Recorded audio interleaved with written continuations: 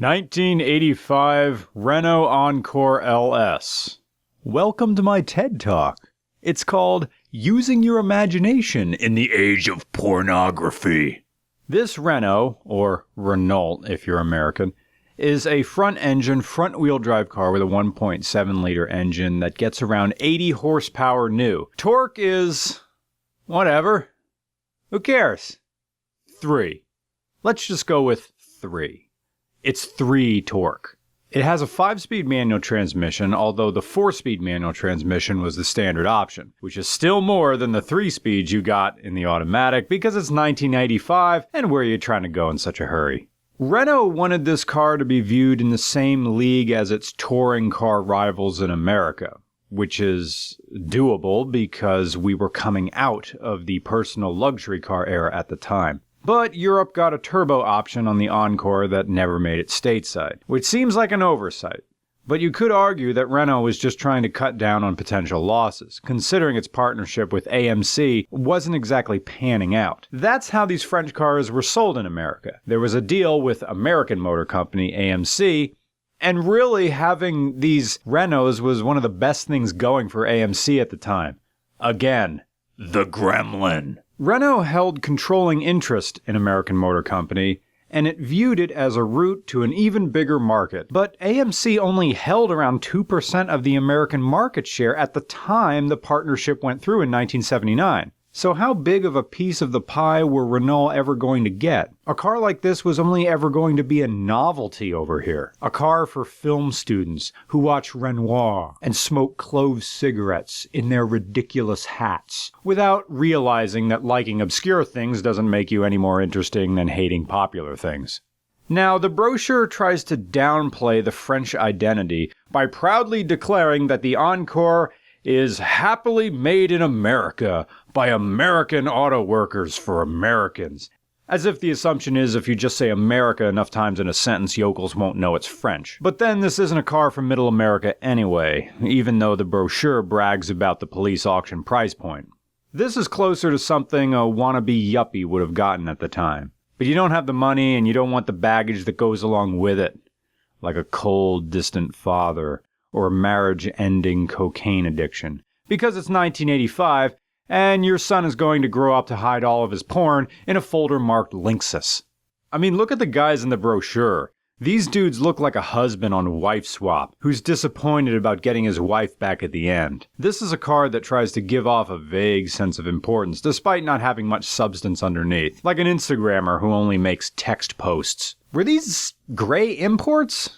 Well, not really. I mean, yeah, these engine blocks were forged overseas, but the Encores themselves were assembled in Kenosha, Wisconsin. But in the 1980s, there were no Priuses, Volvo V70s, or Alpha 4Cs for radiating your brilliant, terrible majesty. But in 85, you could drive a French car all the way to Café Le and loudly announce how the Iranian hostage crisis could have gone better. And after you finish bumming everybody out, you canter out to your new 1985 Renault Encore and pitter-patter home to confusing world music on cassette. Renault Encore, the official car chewing with your mouth open.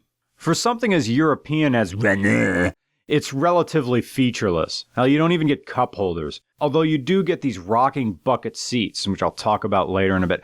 Look at them, for when your fiancé has neck problems, but you're gonna get rolled down. And hey, you could even have keyless entry in 1985. We're going back, Marty, to the future. So then, Chrysler bought AMC, and then by extension, Renault USA.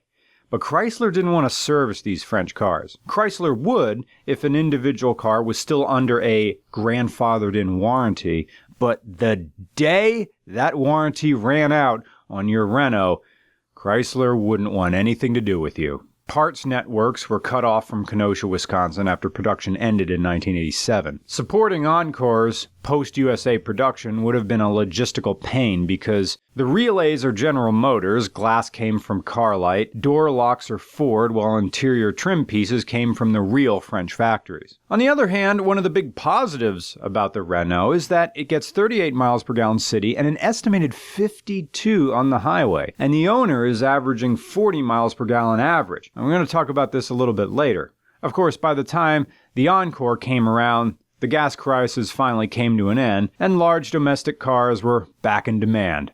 A couple years later, we'd hear about rolling in your 5.0 so your Bic can blow. And to double down on the ironic problems of the Renault AMC partnership, it turns out that simply by taking the French deal, AMC ended up losing out on its contract with the military, one of the few things actually bringing in serious money. Our military couldn't legally accept vehicles funded by foreign money, so the deal fell through like dinner plans when you can't find a babysitter. Reliability was suspect. For one, timing belts and idler pulleys would sometimes fail around 50,000 miles, and while the dealer would replace the belt, they wouldn't replace the pulley.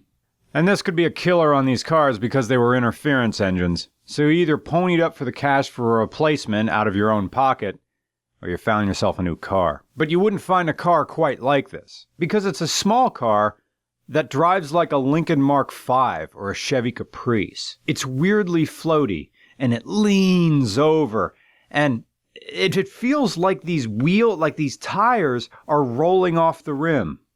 Even small turns make the Encore sway. When you watch the POV video, you're going to hear the speedometer cable whining but not making the gauge move. Oh, and the tachometer doesn't work either. But the upshift prompt does work. The gears are somewhere in this chili bowl of a transmission. Just stir the sloppy gear shift around until you find one. Okay, back to these seats. These seats move forward and back on rails like normal. And then the back of the seat, reclines like a normal seat. But then there is a second set of rails on top of the traditional rails. The rails that are on top of the traditional rails are curved, like the legs of a rocking chair. So both chairs move forward and back and then rock forward and back. It's the darndest thing. It's like these 5 axes of movement, which is helpful because the steering wheel doesn't move at all. The gear knob comes off in my hand because Renault couldn't be bothered to cut threads in the shifter stock. Nope. Just rough up the tip and press the knob on, that'll hold. Chrysler did the same thing with the Neon SRT4. The brakes, they feel okay. Brand new pads and rotors. The guy I bought the car from, he got it running again. So the story goes, this car was sitting for probably 15 years in a garage in Connecticut. Okay. And so I actually found the Craigslist ad for it. I posted it all over the place, and the guy I bought it from, he was the first one to get there to buy it. And I was away on a business trip, so I couldn't drive up to Connecticut to look at it. Yeah. So the guy Eddie I bought it from, he wanted to turn this into a lemons racer. But then he's started he got it back running, he got it running and driving and stopping, and then he was looking at the interior, and he's like, you know what? It's a shame to tear apart this interior. He says this car is all original. How many 5-door Encores come up for sale, and then his girlfriend told him he wanted to get rid of it, because they're taking up a space in the driveway. So then I was like, I'll buy it from you, because my mom had one exactly like this when I was a baby. Lean, lady, small car that leans. It's probably... Now for the good part. 40 miles per gallon in 1985. The 1.7-liter Transverse 4 with fuel injection makes 77 horsepower. I know we said 80 before. It's somewhere around there. I mean, laugh at that, but the EF Civic made 75. And you were fine with that. With bloating car sizes and grotesque crossover invasion, 40 miles per gallon combined without electric driveline assistance is a 2019 rarity. And this odd Parisian motor car hangs with Japanese efficiency, if not reliability. And the boatiness makes this Ford Escort-sized vehicle ride better on the highway than you think. The Renault Encore isn't terrible by 1980 standards, it's just its best feature, fuel efficiency, stopped mattering in 85. The oil crisis was over. America was back, baby. Action movies. Return of the Small Block. Time Cop. Commando. Kickboxer. All foreign actors, by the way. Renault Encore. The car for poop sack. It's a car from 85. It makes me feel alive. We call it a Renault, son. All my people stand up for Renault Encore. Make your booty cheeks clap and get low for Renault Encore. The rocker seats and lack of room are gonna make you want more. From 85, 85, 85.